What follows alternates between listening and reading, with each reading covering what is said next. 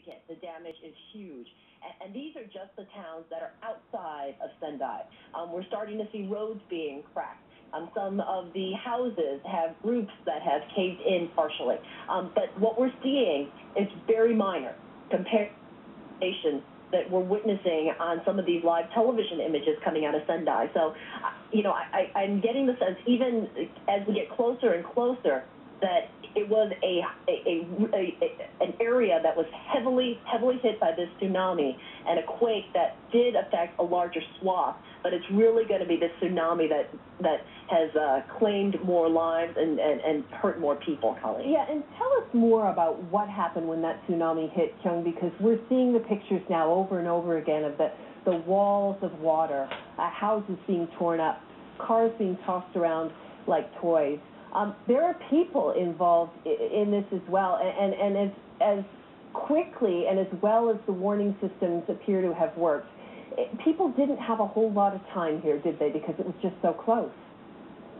Because as soon as there's a quake, and the quake being this close offshore, it sounds like it's a great deal of distance offshore, but it truly wasn't. Because it's that close, they really only had about 30 minutes on the ground to get out. And the tsunami came ashore approximately, early estimates are about 6 miles inland. And the tsunami comes ashore with such force.